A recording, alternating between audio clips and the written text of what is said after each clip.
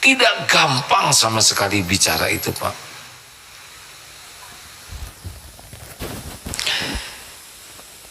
Jadi kalau jarang bisa menahan, kalau bisa menjaga lisan, kecenderungannya hidupnya lebih tenang.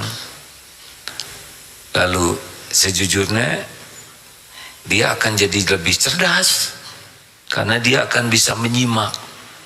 Coba aja sekarang ceramah, kemudian saudara juga bicara, tapi minimal ngomong sendiri, gak masuk ilmu ini, benar?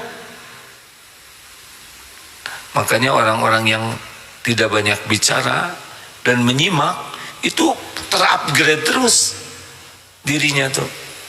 Tapi datang ke majelis taklim ngobrol nggak dapat ilmu, enggak.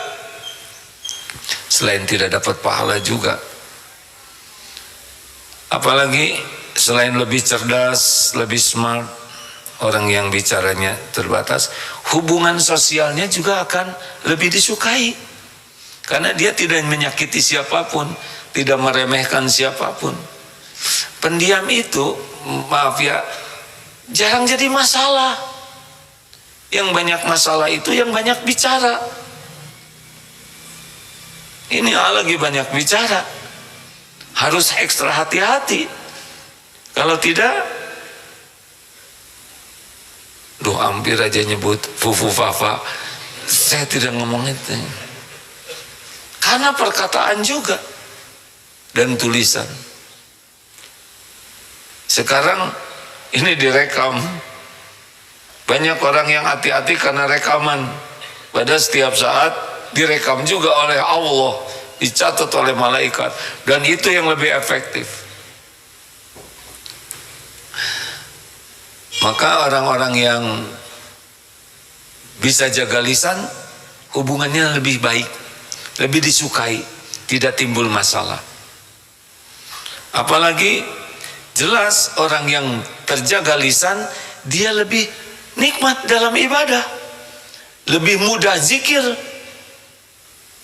Kalau orang yang bicara banyak, hampir dapat dipastikan susah zikirnya, kecuali zikir untuk, ya tidak boleh suudon, tapi ada zikir acting nih, subhanallah, subhanallah, subhanallah, subhanallah. Jadi zikirnya juga bisa jadi bagian daripada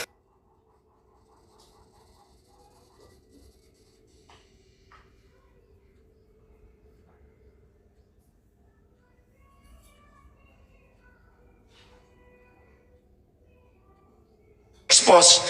Mau ujub tahan, mau menghina tahan. Jadi cenderung lebih sehat hati kita, karena sarana untuk berbuat, mengekspresikan penyakit hati tidak ada. Kalau udah bicara, kita mau sombong, bicara keluar itu hasidin ida hasad. Tapi kalau kita tidak keluarkan, aman.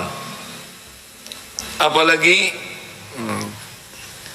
di antaranya, kalau orang tidak banyak bicara, tidak boros waktu. Karena setiap bicara makan waktu, sedangkan waktu modal kita. Itu di antaranya.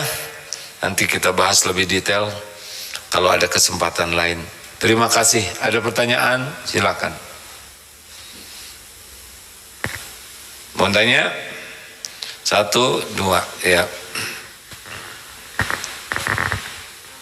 Tunggu dulu, mikrofonnya di sana, ya. Masih jauh, nanti disampaikan ke sini ya. Bismillahirrahmanirrahim. Assalamualaikum warahmatullahi wabarakatuh. Waalaikumsalam warahmatullahi wabarakatuh. Pernah nanya sebelumnya? Ya. Pernah ya? Ya. Ya. Saya ingin memperjelas lagi yang pertanyaan yang kemarin. Saya akan istikharah gitu, menunggu sesuatu yang ditunggukan. Nah, setelah jawaban dari istikharah, saya bermimpi bahwa tanggal yang saya nantikan 10 pas tahu 10 Oktober. Saya pikir bahwa 10 Oktober itu adalah 10 hari Sumpah Pemuda, jadi libur mungkin ya. 28 Oktober Sumpah Pemuda. Aduh, salah. Bener ya? Tapi nggak apa-apa kalau mau tanggal 10 juga yang saya lupa. Tahan dari mengomentari. Nah, bagaimana dengan jawaban tersebut? Kemudian pertanyaan yang kedua. Satu aja ya. Jawaban apa ya? Saya lupa. Oh, Nggak tahu juga. Saya karena agak banyak yang nanya jadi lupa campur-campur.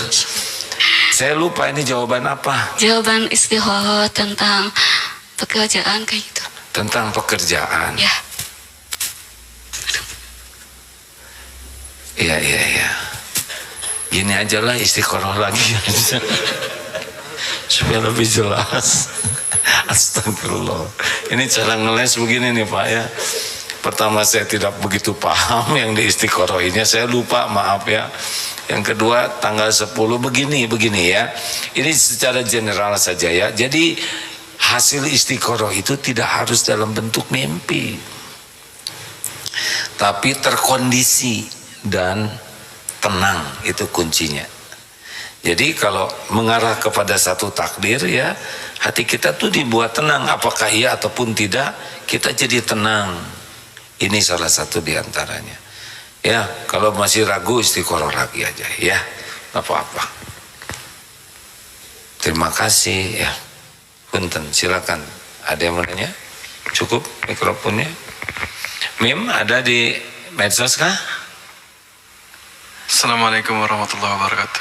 Waalaikumsalam warahmatullahi wabarakatuh. Punten, boleh saya berbicara di luar tema sebentar saja? Boleh. Saya perkenalkan diri dulu boleh? Boleh Pak. Saya Rahmat Ramadan. Rahmat Ramadan. Namanya Rahmat Ramadan. Alhamdulillah. Saya dari Tangerang, dari tanggal 10 ke sini. Dari tanggal 10 ke sini sampai sekarang. Saya ada niatan dari lama sih sebenarnya. Cuman baru kesininya saat ini bulan September kemarin. Alhamdulillah. Saya pengen khidmat sama AA. Khidmat sama AA. Iya. Maksudnya gimana? Ya pengen, ya AA mau nugasin saya jadi apa juga nggak apa-apa gitu. Oh ya, terima kasih sebelumnya ya. Itu aja. Itu aja. Itu aja. Oh, alhamdulillah. Rahmat dari Tangerang. Sudah dari tanggal 10 di sini? Iya. Di mana di sini tinggal? Di bawah. Di bawah ya, Masya Allah. Ya, nanti sesudah ini kita diskusikan ya. Makasih ya. Alhamdulillah. Terima kasih Rahmat. Ada Mim? Cek bismillah. Izin ada pertanyaan dari Instagram. Ya. Assalamualaikum AA. Waalaikumsalam warahmatullahi wabarakatuh. Izin bertanya, kalau anak laki-laki dibawa sholat ke masjid baiknya usia berapa tahun ya A? Sebaiknya mah sedini mungkin supaya mengenal masjid ya. Supaya hatinya tertambat ke masjid, supaya mengenal masjid, merasakan suasana masjid. Karena anak-anak itu generasi depan, masa depan Islam. Ini Masjid Darut Tauhid di Perth, namanya Al-Latif. Banyak yang datang dari berbagai suku bangsa. Ketika ditanya, ini maaf ya, apa adanya yang A dengar. Mengapa jauh-jauh 10 km? 10 km itu jauh ya kalau di Indonesia, tapi karena di sana pakai kendaraan jadi hitungannya menit, 10 menit, 5 menit, 7 menit. Kalau 1 kilometer itu semenit, ya seperti itulah hitungannya. Kenapa? Satu, katanya ya, wallahu alam, semoga tidak berlebihan. Karena sangat welcome. Jadi memang teman-teman yang khidmat di Al-Latif itu berusaha hikmat memuliakan para tamunya, tamu Allah yang datang ke masjid. Jadi mereka feel at home, merasa di rumahnya sendiri. Yang kedua, ramah anak. Jadi boleh bawa anak-anak. Kenapa? Karena anak-anak ini dari kecil harus mengenal masjid, dan ke depan mereka lah yang akan menjadi pemakmur masjid. Jadi kalau yang tua-tua saja ke masjid, yang tua kan pasti sepuh dan udahan, ya kan. Nah, kita harus siapkan generasi baru yang dari kecil sudah merasakan senangnya di masjid. Jauh lebih baik senang main di masjid daripada main di jalan. Kenapa? Bahaya, ya kan. Banyak kendaraan lalu lalang bisa celaka. Di masjid hanya tinggal di manage bagaimana waktu sholat. Ada yang mengajak anak-anak ini bisa beraktivitas yang tidak mengganggu ibadah, tidak mengganggu pengajian. Jadi kalau AASI setujunya kalau bisa mah dari bayi aja, ya, supaya kebawa berkahnya masjid.